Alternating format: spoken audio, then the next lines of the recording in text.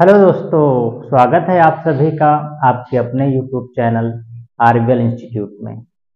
दोस्तों, पहली क्लास में हमने एक रूल देखा था प्रोनाउन का, जो कि मैंने कहा था एग्जाम की दृष्टि से इम्पोर्टेंट है।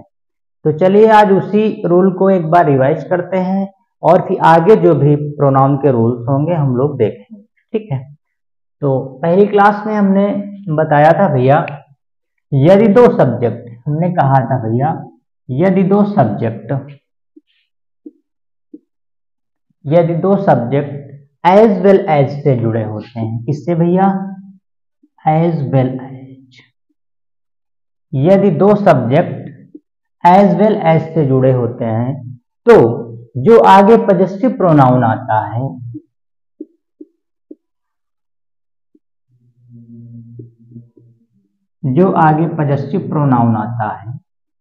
मैंने कहा था वो सबसे पहले वाले सब्जेक्ट के अकॉर्डिंग लिखा जाता है। क्या कहा था मेरे भाई? सबसे पहले वाले सब्जेक्ट के अकॉर्डिंग लिखा जाता है, और जो भी वर्ब आती है आगे वो भी सबसे पहले वाले सब्जेक्ट के अकॉर्डिंग लिखी जाती है। ये रूल हमने बता दिया था आप लोगों को। इसी क्रम में प्रोनाउन के और जो बेहतरीन रूल हैं, इंपॉर्टेंट रूल हैं, उनको देखेंगे। ठीक,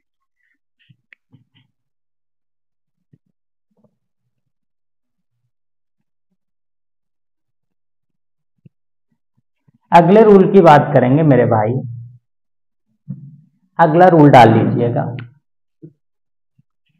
मान लीजिए कि सेंटेंस में आल,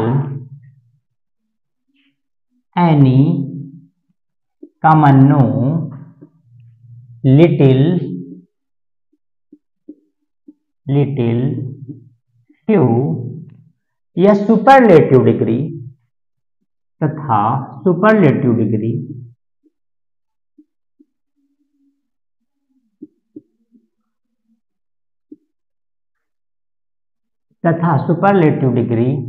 के साथ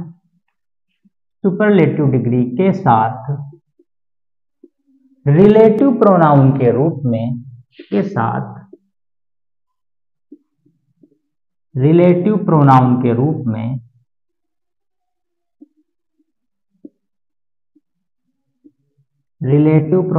रूप में हमेशा दैट लिखा जाता है। हमेशा दैट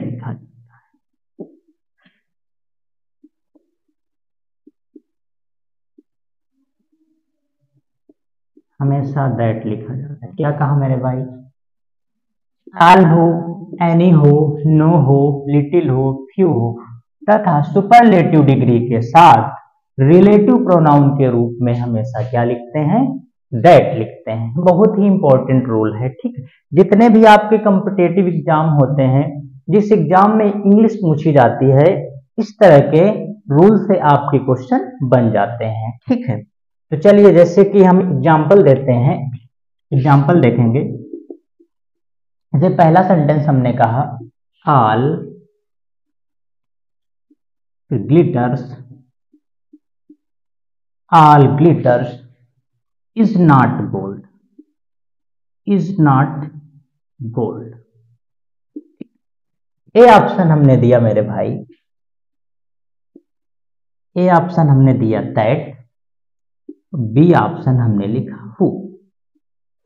अब आपको सही चूज करना है। सेंटेंस लिखा हुआ है ऑल, फिल करना है glitters is not gold.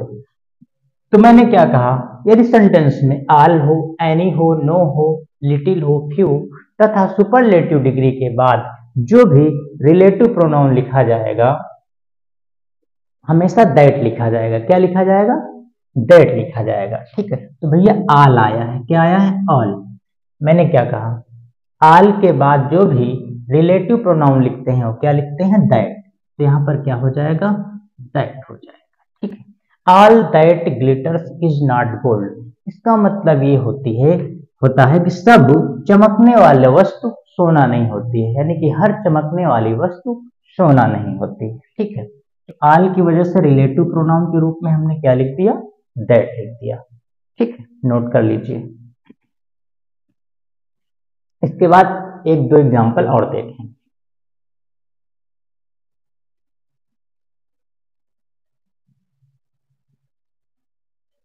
Note कर लिया होगा।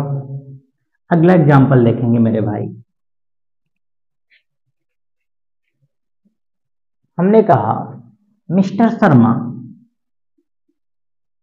मिस्टर शर्मा, साथ साथ कॉपी करते हुए आप लोग चलेंगे, नोट करते हुए चलेंगे। Mister Sharma is the bravest man, is the bravest man, bravest man who I know, who I know. अब बताना है ये सेंटेंस रूल के अकॉर्डिंग सही है कि गलत है। हमने क्या कहा, ऑल हो, एनी हो, नो हो, लिटिल हो, फ्यू तथा सुपरलेटिव डिग्री के साथ रिलेटिव प्रोनाउन के रूप में हमेशा क्या लिखते हैं मेरे दोस्त, दैट लिखते हैं। तो यहां पर देखिए mister Sharma is the bravest, यानी कि सबसे ज्यादा क्या है, बहादुर हैं, मैन हु आई नो, यानी जिन्हें मैं जानता हूं। ठीक है, तो यहाँ पर क्या आया है, सुपरलेटिव डिग्री आई है। क्या आई है, सुपरलेटिव डिग्री आई। हमने कहा सुपरलेटिव डिग्री हो तो उसके साथ रिलेटिव प्रोनाउन के रूप में क्या लिखते हैं, हमेशा दैट लिखते हैं। और यहाँ पर तो क्या है, ये गलत है, यानी कि ये सेंटेंस आपका क्या है, इनकरेक्ट है। करेक्ट करके इसको क्या लिखेंगे भैया, mister Sharma, mister Sharma is the bravest, the bravest. Superlative degree I है, कैसी डिग्री आई है भैया, सुपरलेटिव डिग्री आई है, तो रिलेटिव प्रोनाउन के रूप में क्या लिखा जाएगा, दैट लिखा जाएगा। क्या लिखा जाएगा भैया, दैट लिखा जाएगा, दैट आई। आशा करते हैं ये रूल आपको समझ में आ गया होगा। नोट कर लीजिए मेरे भाई।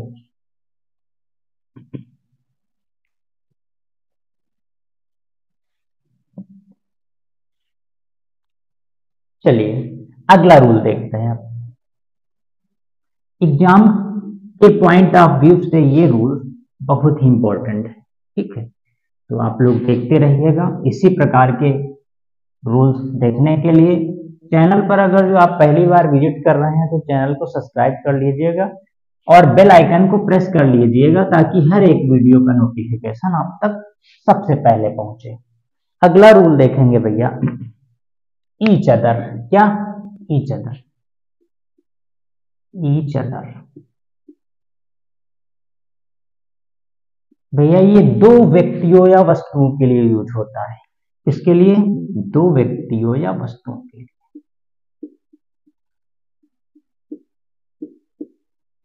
दो व्यक्तियों या वस्तुओं।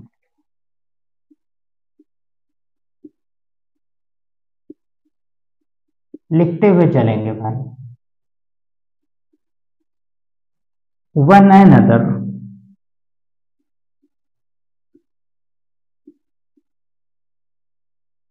दो से अधिक व्यक्तियों या वस्तुओं के लिए, दो से अधिक व्यक्तियों या वस्तुओं के लिए।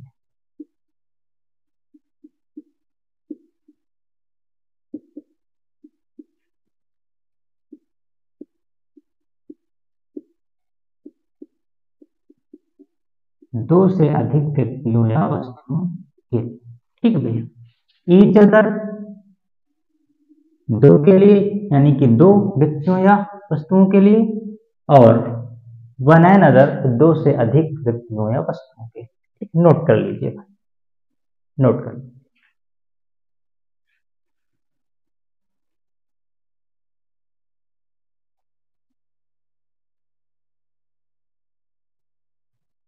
नोट कर लिया होगा। एग्जाम्पल देखते हैं मेरे भाई।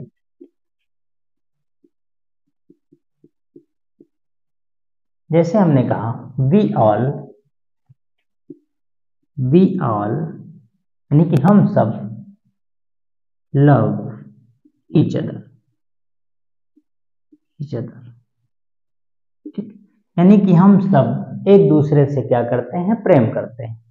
तो बताइए, हम सब तो प्लूरल है ना, यानी कि यहाँ पर दो से ज्यादा लोग आएंगे ना। तो मैंने क्या कहा, दो व्यक्तियों या वस्तुओं के लिए ईच अदर, दो से ज्यादा व्यक्तियों या वस्तुओं के लिए वन एंड अदर। तो यहाँ पर दो से ज्यादा है ना, दो से ज्यादा है तो ईच अदर तो गलत होगा। तो ये ये सेंटेंस क्या हो जाएगा, इनकरेक्ट हो जाएगा।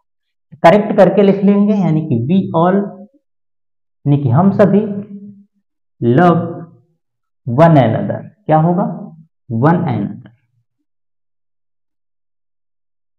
हम सब एक दूसरे से क्या करते हैं, प्रेम करते हैं। ठीक, दो होंगे तो ईच अदर, दो से ज्यादा व्यक्ति या वस्तु होंगे तो वन एनदर। ठीक, नोट कर लीजिए भाई।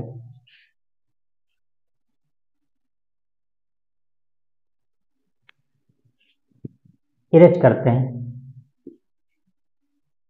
एक एग्जाम्पल और देख लेते हैं।